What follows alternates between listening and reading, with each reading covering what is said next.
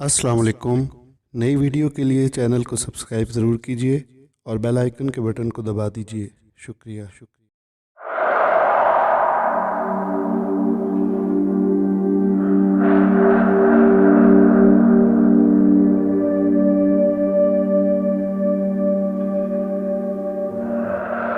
मैं कुछ देर पहले रूपनगर के बस स्टॉप पे बस से उतरा था। बस के गर्म माहौल से उतरते ही खाली स्टॉप और ठंडी हवा ने इस्तकबाल किया था। कंडक्टर ने बैग मेरे पास रखा और बस के दरवाजे में चढ़ गया। बस आगे बढ़ गई। स्टॉप क्या था, 2 दुकानें थीं जो बंद पड़ी थीं। स्टॉप पे कोई आदमी नजर ना आ रहा था। मगरिब की तरफ एक कच्ची सड़क जा रही थी। शाम ढलना शुरू हो चुकी थी। सर्दियों की शामें वैसे देही इलाकों में वीरानी फैला देती हैं। मैंने दूर जाती बस की तरफ देखा। मेरे देखते ही देखते बस आंखों से ओझल हो गई। आज सारा दिन धुंध रही थी।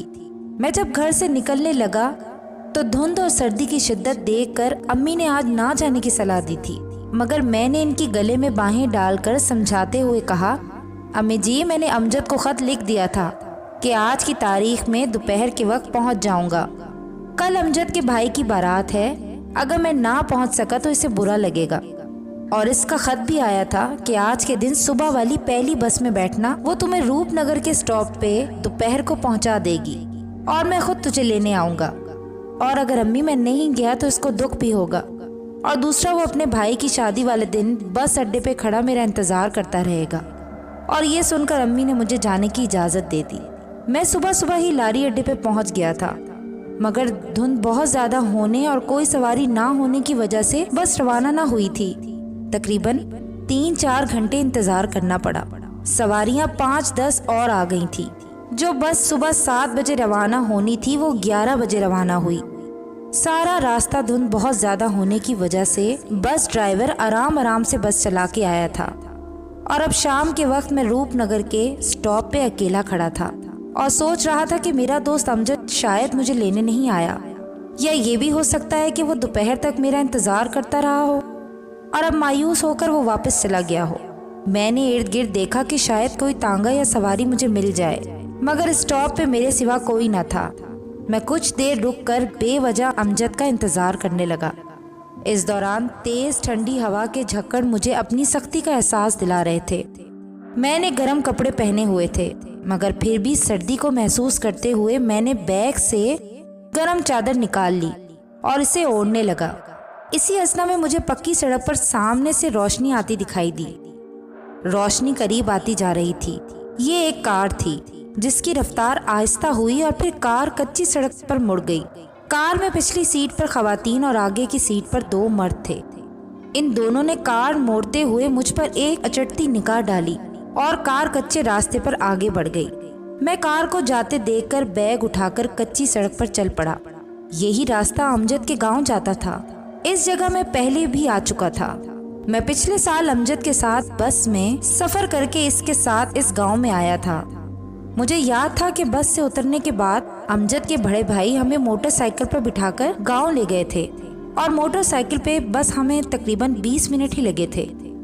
मैंने फैसला कर लिया था, मैं पैदल जाऊंगा। यहाँ वीरान स्टॉप पर रुकने से बेहतर है वक्त जाया ना करूं और अमजद के गांव पहुंचूं। मैंने तेज तेज कदमों से चलना शुरू कर दिया। कुछ देर पहले गुजरने वाली कार आंखों से ओझल हो चुकी थी। कच्चे रास्ते के दोनों अतराफ दरख्त थे और कपास की फसल थी जो कि तैयार थी। मैंने इर्द गिर्द नजर दौड़ाई कि शायद कोई घर या बस्ती नजर आए, मगर सिवाय फसल के और कुछ नजर न आया और धुंध की वजह से ज्यादा दूर तलक देख पाना भी मुमकिन नहीं था। सूरज डूब चुका था और अंधेरा शुरू हो चुका था। रास्ते में 1-2 चौराहे भी आए, मगर रास्ता कुछ याद रहने की वजह से मैं सिमत चुनकर चलता रहा। मेरे कदमों की तेजी पहले से ज्यादा तेज हो चुकी थी। कच्ची सड़क के किनारे लगे दरख्त हवा के झकड़ों से शोर कर रहे थे। तेज हवा ने मौसम की खनकी और बढ़ा दी थी। मैं बैग कभी एक कंधे पर रखता, कभी दूसरे कंधे पर। अंधेरा बढ़ गया था। इर्द गिर्द कपास की फसल के सिवा कुछ न था। मुझे अब घबराहट हो रही थी। मैंने चलना जारी रखा। मुझे चलते चलते 2 घंटे हो चुके थे। मेरे दिल में बार बार ख्याल आता कि कहीं मैं रास्ता तो नहीं भटक गया, कभी कभी दूर कहीं गीदड़ों के दौड़ने की या कुत्तों के भौंकने की आवाजें जब मेरे कानों में पड़ती तो मुझे खौफ का एहसास होने लगता। ठंडी हवा के झक्कड़ मेरे हाथ सुन कर रहे थे। मैंने तसल्ली का सांस लिया क्योंकि दूर मुझे रोशनी नजर आई थी। मैंने कदमों की रफ्तार मजीद तेज कर दी। कच्ची सड़क से एक और कच्चा रास्ता निकल रहा था और इसके कोई 100 कदम की दूरी पर बल्ब जल रहा था। मैं इधर मुड़ गया। जब मैं रोशनी वाली जगह पहुंचा, ये एक बोहड़ का बहुत बड़ा दरख्त था जिसके नीचे एक पुरानी टूटी ट्यूबवेल और इसके इंजन का कमरा था। कमरे के दरवाजे के ऊपर एक होल्डर में बल्ब जल रहा था। कमरे का दरवाजा बंद था और इसके कमरे के दरवाजे को ताला लगा था। हर सू खामोशी थी। मैं ट्यूबवेल के बने हौज की छोटी सी दीवार पर बैठ गया और सुस्ताने लगा। मैंने इर्द गिर्द नजर मारी मगर हर सू सन्नाटा था। मैं उठा और वापस कच्ची सड़क की तरफ बढ़ गया। मैं कोई 20 कदम ही चला होऊंगा कि अचानक मैं चौंक उठा। अजीब सी सनसनाहट मेरे वजूद में फैल गई। किसी ने मुझे पुकारा था, अरे रुको, बात सुनो। मेरे कानों में किसी मर्द की आवाज आई। मैंने पीछे मुड़कर देखा, एक बंदा ट्यूबवेल के हौज की दीवार पर बैठा था। मैं हैरान कि अभी तो वहां कोई ना था। ये कहां से आ गया? मैंने अपने खौफ पे निदामत सी महसूस करते हुए सर को झटका और वापस इसकी जानिब चल पड़ा। मैं खुश भी था कि इस वीराने में शुक्र है कोई आदमी तो मिला। मैं इससे रास्ता पूछता हूँ। मैं इसके करीब चला गया। वो एक कमजोर जिस्म वाला बूढ़ा शख्स था मगर मैं इससे देखकर हैरान रह गया। इसके जिस्म पर एक धोती थी और कोई लिबास न था। मैंने सलाम किया जिसका इसने कोई जवाब न दिया। वो टांग पे टांग चढ़ा मुझे देख रहा था। मैंने दोबारा सलाम किया। आगे से वो मुस्कुराने लगा और बोला, कहाँ जा रहे हो? मैं जो सलाम का जवाब ना सुनने और इसकी बिला वजह मुस्कुराने पर हैरान था, इसकी बात सुनते ही बोला, जी पास ही मेरे दोस्त का मीरापुर नामी गांव है, वहाँ जा रहा हूँ। मैं शायद रास्ता भटक गया हूँ, मुनासिब समझे तो मुझे रास्ता बता दें। ये कह के मैंने निगाह नीची कर ली। मैं इस बंदे से बात कर रहा था मगर मुझ पर अजीब सा खौफ तारी हो रहा था। इस बूढ़े के चेहरे की तरफ देखने की मुझ में हिम्मत नहीं हो रही थी। अचानक मैंने महसूस किया कि इर्द गिर्द रोशनी थोड़ा बढ़ गई है। बूढ़ा आहिस्ता आहिस्ता बोहड़ के दरख्त के तने के पास जाकर रुक गया। मैंने महसूस किया कि इर्द गिर्द रोशनी थोड़ा बढ़ गई है।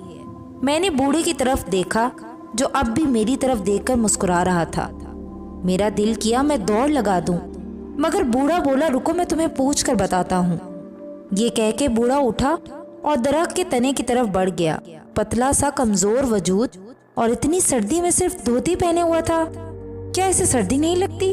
और ये किससे पूछने जा रहा है? मैं यही सोचते हुए इस दरख्त के तने की तरफ जाता देख रहा था। रोशनी हैरत अंगेज तौर पर बढ़ गई थी। मैं हैरान हो रहा था कि रोशनी कैसे बढ़ गई। बूढ़ा आहिस्ता आहिस्ता बोहड़ के दरख्त के तने के पास जाकर रुक गया और ऊपर मुंह करके बोला, बता दूं इसे रास्ता? मैंने हैरानी से ऊपर दरख्त की तरफ देखा। मुझे वहां हरकत नजर आई।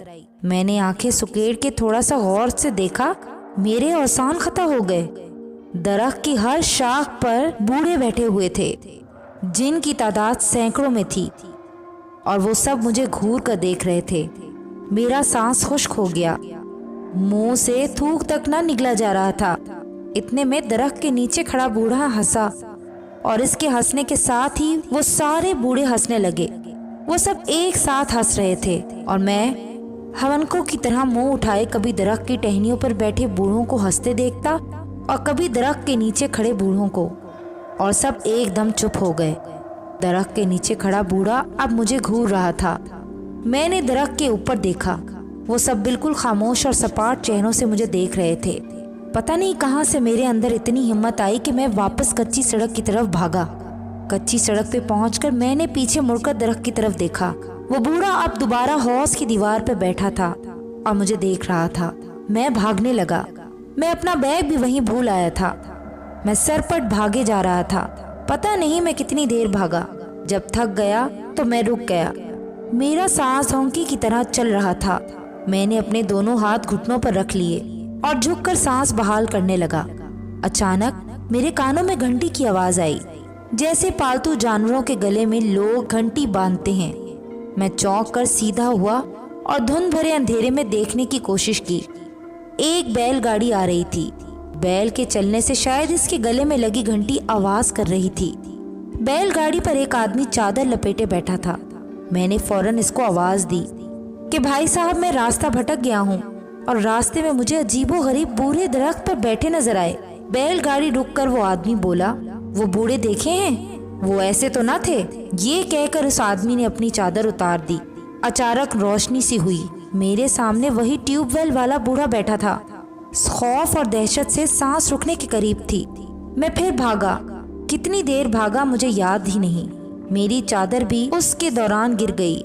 बस इतना याद है कि मुझे सामने कई रोशनियां नजर आईं। मैंने इसी से दौड़ना शुरू कर दिया। ये एक बस्ती थी जो काफी बड़ी थी। मैं इसकी गलियों में भागने लगा। रात के इस पहर बस्ती सुनसान पड़ी थी। कुछ घरों के आगे बल्ब रोशन थे जो इस धुंध भरे अंधेरे में रोशनी फैलाने की कोशिश कर रहे थे। मैं एक चौक में पहुंचकर रुक गया। मेरा सांस फूल रहा था और इतनी सर्दी में भी मेरा जिस्म पसीने में शराबोर था। मुझे यकीन था कि मैं अमजद के गांव पहुंच गया हूं।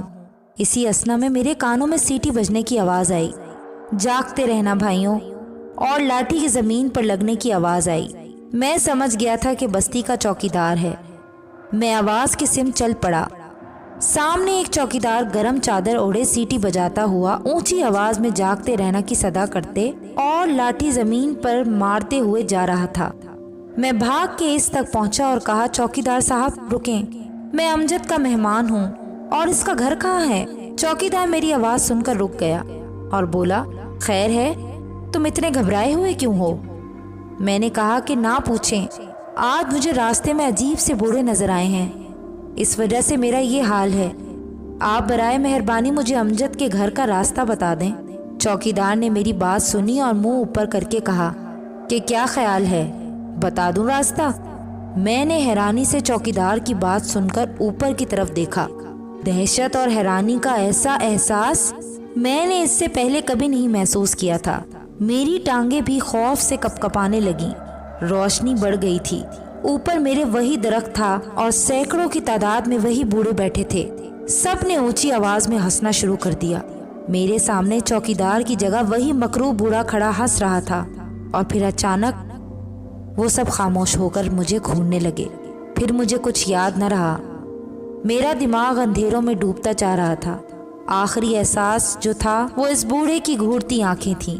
मेरी जब आंखें खुली मुझे अमजद नजर आया और इसके गिर्द और चेहरे भी नजर आए।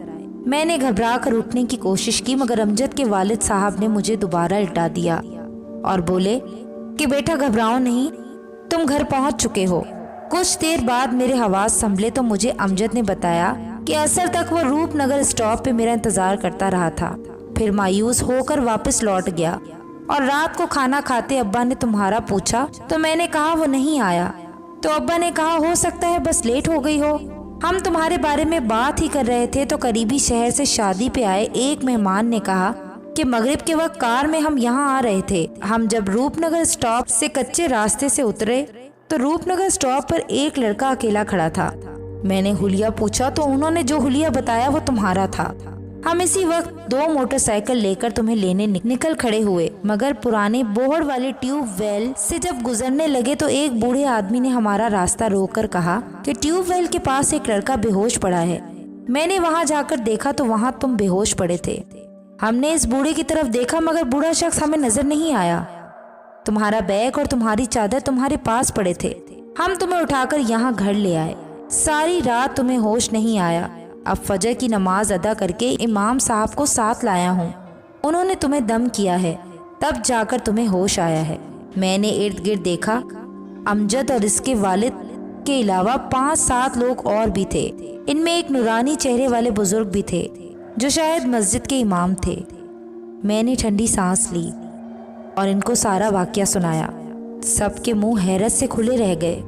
अमजद के वालिद बोले कि मुझे जब अमजद ने बताया कि तुम कहाँ बेहोश पड़े थे, मैं समझ गया था कि तुम्हें क्यों होश नहीं आ रहा, क्योंकि बेटा तुम वहाँ रात को पहुँच गए। इलाके के लोग तो दिन के वक्त वहाँ नहीं जाते और इस जगह के बारे में तो मशहूर है कि वो जिनों का मस्कन है। तो दोस्तों, آپ کو آج کی کہانی کیسی لگی ہمیں کمنٹس میں ضرور بتائیے گا، اور ہماری حوصلہ افزائی کے لیے ہمارے چینل ڈر کی دنیا کو سبسکرائب کیجیے، لائک کیجیے اور شیئر کیجیے۔ نیکسٹ ویڈیو تک کے لیے اجازت دیجیے۔ اللہ حافظ۔